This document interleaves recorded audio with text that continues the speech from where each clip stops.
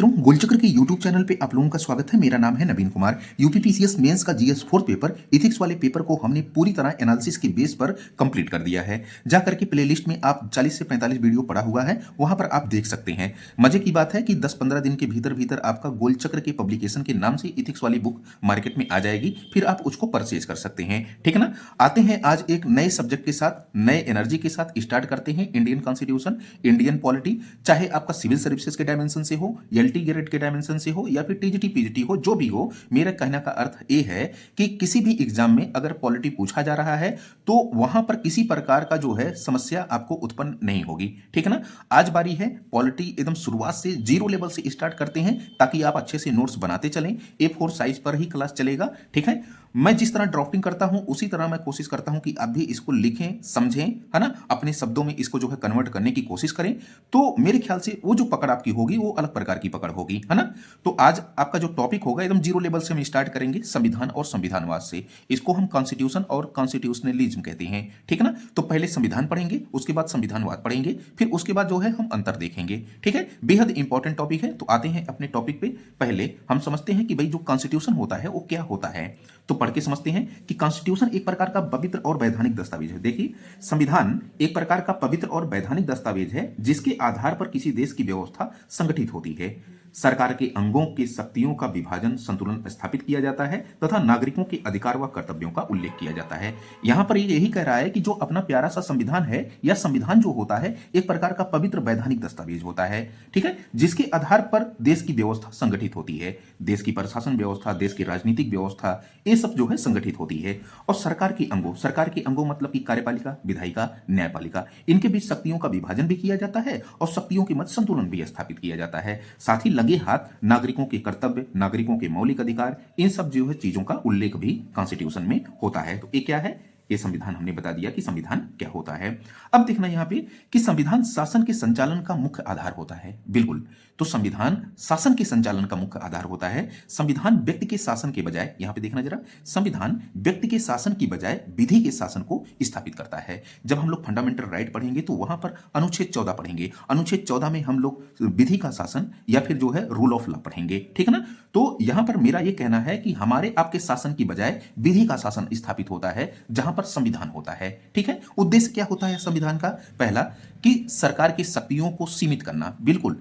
ये देखिए, जब हमको फंडामेंटल राइट दिया जाता है तो वो अधिकार नागरिकों को दिया जाता है। किसके विरुद्ध दिया जाता है? राज्य के विरुद्ध दिया जाता है। तो राज्य की शक्तियों को सीमित किया जाता है। ठीक है। यहां पर ऐसा नहीं है कि संविधान होता है तो एक क्राइटेरिया तय होती है सरकार के लिए, राज्य के लिए, ताकि वो निरंकुशता ना हो पाए, ताकि वो निरंकुश ना हो पाए। तो संविधान क्या करता है? सरकार के शक्तियों को क्या करता है? सीमित करता है। ये देखिए, ये आपका प्री में भी यूपीएससी के पूछा गया। फिर राज्यों के उद्देश्य को सुनिश्चित करना, जैसे डीपीएसपी जब आप पढ़ेंगे, डायरेक्टिव प्रिंसिपल स्टेट पॉलिसी, उसमें राज्यों को निर्देश दिया गया है कि राज्य जो है डेवलपमेंट के लिए, सामाजिक आर्थिक विकास के लिए किस प्रकार के कदम उठाएं। अनुच्छेद 36 से लेकर के 51 तक वो बातें कही गई हैं। तो राज्यों को निर्देश या राज्यों के उद्देश्य को सुनिश्चित करता है। व्यक्ति के अधिकारों की रक्षा करता है। बिल्कुल। तो व्यक्ति के अधिकारों की रक्षा, एक तो अधिकारों की बात तो करता ही करता है, साथ ही साथ अनुच्छेद 32 वो व्यक्ति के अधिकारों की रक्षा करता है। कहता है कि डायरेक्टली आप सुप्रीम कोर्ट या अनुच्छेद 226 के सहारे आप हाई कोर्ट जा सकते हैं अपने अधिकारों की रक्षा के लिए। फिर शासन को वैधता प्रदान करता है। आपको से शासन को जो है, शासन प्रशासन को वैधता प्रदान करता है। तो ये कुछ उद्देश्य हमने देखा। ठीक है ना। तो संविधान और संविधानवाद आपका टॉपिक चल रहा है। अभी तक हमने ये जाना कि संविधान क्या होता है। एक प्रकार का पवित्र और वैधानिक दस्तावेज होता है जिसके आधार पर शासन व्यवस्था संचालित होती है। सरकार के अंगों के मध्य शक्तियों का विभाजन और संतुलन स्थापित किया जाता है, और जिसमें नागरिकों के कर्तव्य और अधिकार उल्लेखित हों, क्या कहलाता है? संविधान कहलाता है। ठीक है। यह संविधान व्यक्ति के शासन के बजाय विधि के शासन को लागू करता है। बाकी उद्देश्य हमने यहां पे देखा। आते हैं नेक्स्ट पेज पे। अब हम लोग संविधान का वर्गीकरण करेंगे, लिखित संविधान, अलिखित संविधान के रूप में, इसी प्रकार कठोर संविधान और लचीले संविधान के रूप में। लिखित संविधान क्या होता है? जिसके ज्यादातर पार्ट लिखे हुए होते हैं, लिखित संविधान। अलिखित संविधान क्या होता है? जिस संविधान के ज्यादातर पार्ट लिखे नहीं हुए होते हैं, अलिखित संविधान कहलाता है। ठीक है ना। लिखित संविधान पे देखना जरा, जिस संविधान के अधिकांश भाग लिखित हों उसे लिखित संविधान कहते हैं।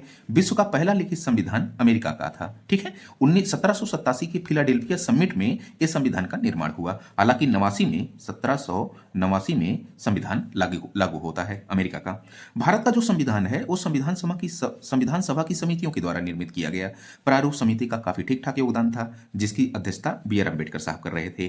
तो जो संविधान निर्मित हुआ भारत का संविधान, उसको संविधान सभा ने कब स्वीकार किया? 26 नवंबर 1949 को। और 26 नवंबर 1949 को स्वीकार करने के कारण 26 नवंबर को जो है संविधान दिवस मनाया जाता है। इसी प्रकार संविधान जो लागू किया गया भारत का, वो 26 जनवरी 1950 को लागू किया गया। तो 26 जनवरी को हमारा क्या मनाया जाता है? गणतंत्र दिवस मनाया जाता है। तो ये हमने लिखित संविधान देखा। इसी प्रकार अलिखित संविधान देखते हैं, मतलब जिस संविधान के जो है ज्यादातर पार्ट लिखे नहीं हुए होते हैं, उसको क्या कह सकते हैं? अलिखित संविधान कहते हैं। इसके ज्यादातर भाग जो है परंपराओं और जो है परंपराओं पर आधारित होते हैं, वहां की संस्कृतियों पर आधारित होते हैं। ठीक, जैसे उदाहरण के रूप में हम ब्रिटेन का संविधान देखते हैं, न्यूजीलैंड, इजराइल, इनका संविधान ज्यादातर भाग इसका जो है अलिखित होने के कारण इसको जो है मतलब कि लिखा नहीं होने के कारण इसको अलिखित संविधान कहते हैं। आते हैं नेक्स्ट पेज पे, देखना जरा भारत का संविधान। तो भारत का संविधान कठोर है या फिर लचीला या फिर दोनों का मिश्रण है, थोड़ा सा देख लेते हैं। संविधान का कुछ भाग है ना, जैसे 22 भाग है, 22 भाग में कुछ ऐसे पार्ट आपको दिखाई पड़ेंगे जहां पर आपको कठोरता का सामना करना पड़ेगा। इन द सेंस ये है कि अगर आप उसमें संशोधन करना चाहोगे तो वहां पर संशोधन के लिए आपको विशेष बहुमत प्लस आधे राज्यों की विधानसभाओं की सहमति बड़ी जरूरी होती है। इसलिए कठोरता मतलब कि काफी कठिन काम है, तो इसीलिए कठोरता का भी अनुभव करना पड़ता है संविधान में संशोधन के लिए।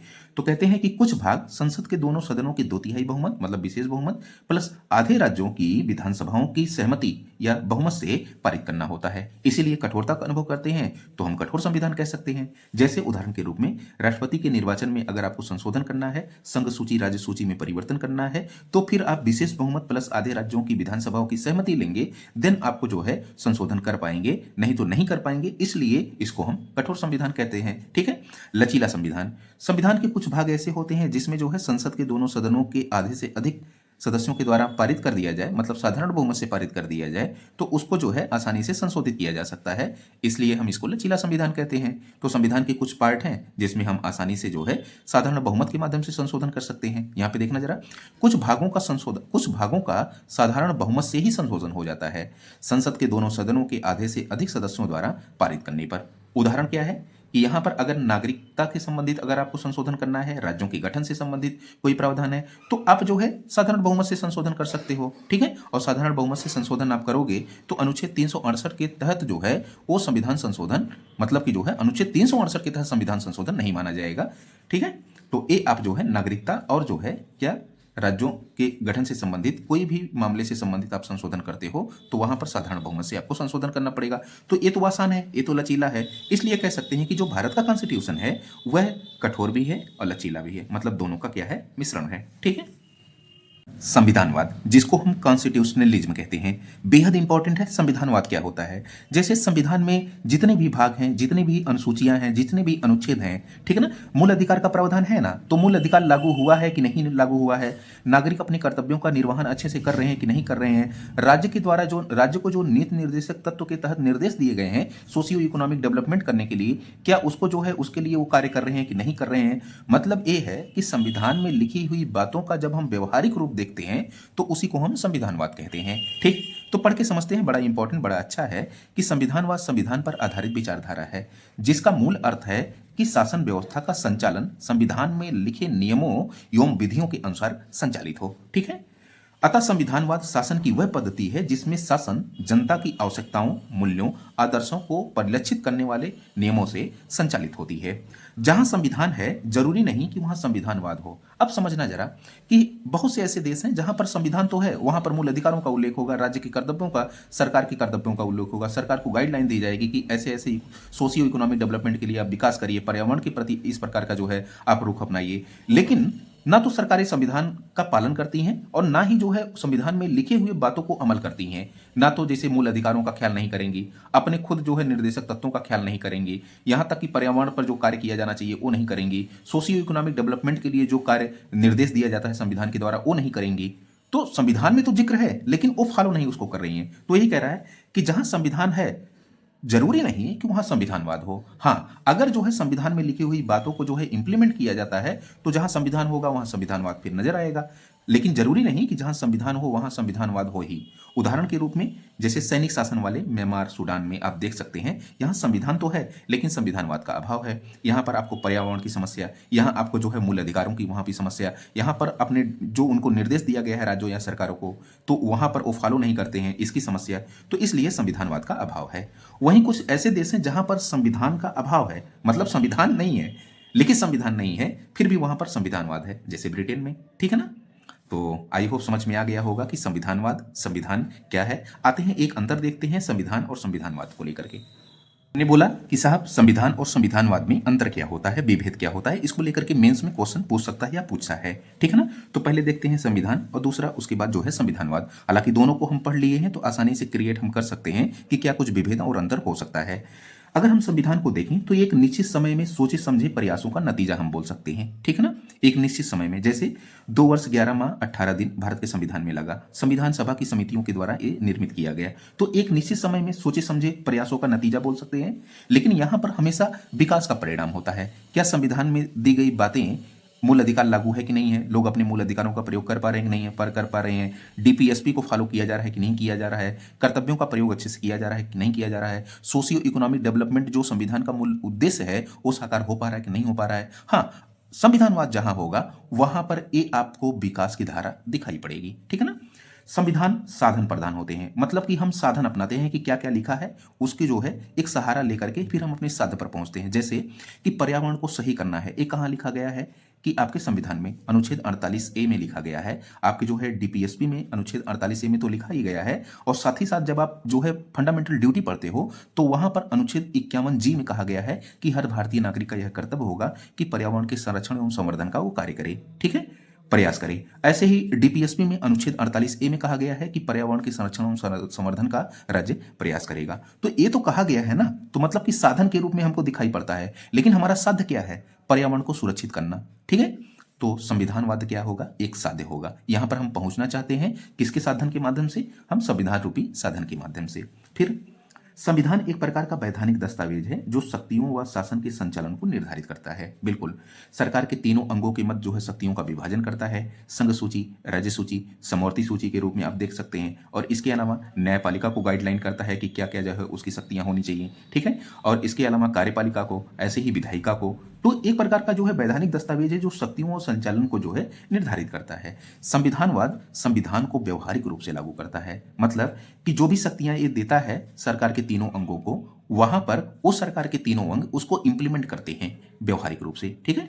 सभी देशों में है संविधान, तो सभी देशों में है, नियम कानून सभी देशों में है, तो सभी देशों में संविधान है, लेकिन संविधानवाद कुछ ही देशों में है। ठीक है।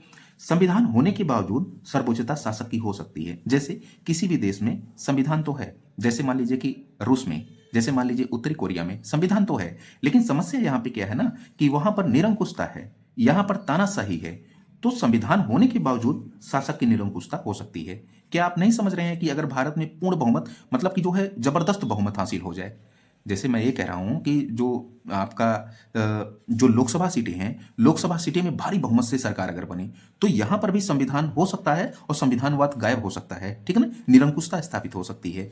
तो यहां पे कह सकता है कि सर्वोच्चता संविधान की होगी, मतलब कि जो है संविधानवाद जहां होगा वहां पर संविधान को लागू करना ही पड़ेगा। ठीक है। शासन असीमित तथा निरंकुश हो सकते हैं। संविधान जहां होगा वहां पे जरूरी नहीं कि जो है शासन असीमित रहे, असीमित भी हो सकता है, निरंकुश भी हो सकता है। लेकिन जहां पर संविधानवाद होगा वहां पर सरकार व शासन क्या हो जाते हैं, सीमित हो जाते हैं। ठीक है। तो ये हमने कुछ अंतर देखा, आते हैं कुछ और अंतर देखते हैं। संविधान संविधान हो पर यह जरूरी नहीं कि व्यक्तियों के अधिकार एवं स्वतंत्रता प्रदान की जाए। बिल्कुल, जैसे म्यांमार में है, सूडान में है। ठीक है ना। तो यहां पर जरूरी नहीं कि उनको उनके फंडामेंटल राइट प्रदान ही किए जाएं। ये सरकार की निरंकुशता पर डिपेंड करेगा। संविधान तो होगा लेकिन उसको फॉलो नहीं किया जाएगा। लेकिन जहां पर संविधानवाद होगा वहां पर नागरिकों को अधिकार मिलेंगे, स्वतंत्रताएं मिलेंगी, इसको जो है सर्वोच्च महत्व दिया जाएगा। ठीक है। अब देखिए जरा, संविधान में विधि सम्मत होता है। संविधान एक प्रकार की विधि है, नियम है, लेकिन जब संविधानवाद होगा तो वहां पर विधि का शासन आपको दिखाई पड़ेगा, स्थापित होता दिखाई पड़ेगा। तो एक कुछ हमने डिफरेंस देखा संविधान और संविधानवाद को लेकर के। मेंस के क्वेश्चन देख लेते हैं कि क्या क्वेश्चन पूछा गया है या पूछे जाने की संभावना है। तो संविधान क्या होता है, कठोर एवं लचीले संविधान को उदाहरण के माध्यम से स्पष्ट करें। ये पहला वाला क्वेश्चन आपका है। दूसरा है संविधान और संविधानवाद में विभेद कीजिए, दूसरा क्वेश्चन। तीसरा है संविधान होने के बावजूद संविधान अनुवाद अनुपस्थित हो सकता है, स्पष्ट करें। अच्छा, यहाँ पे उदाहरण के माध्यम से स्पष्ट करना है, ठीक है ना। तो ये 3 क्वेश्चन हम आपको मेंस का दे रहे हैं। उम्मीद है कि आसानी से आप लिख ले जाएंगे और हम ये भी उम्मीद कर रहे हैं कि जो भी हम पढ़ाए हैं, जो भी हम डिस्कशन किए हैं, वो आसानी से क्लियर कट हो गया होगा, किसी प्रकार की समस्या नहीं हुई होगी। जो भी समस्या हुई होगी वो आप कमेंट बॉक्स में डाल सकते हैं। बाकी लाइक, शेयर, सब्सक्राइब और थोड़ा सा शेयर वगैरह करेंगे तो मेरा भी मोटिवेशन बढ़ेगा और मैं और बेहतर करने की कोशिश करूंगा। फिलहाल कंटेंट के साथ कंप्रोमाइज नहीं करूंगा, चलती रहेंगी यार, धीरे धीरे नोट्स वगैरह बनाते रहिएगा, ठीक है। बाकी कल मिलते हैं। Thank you so much.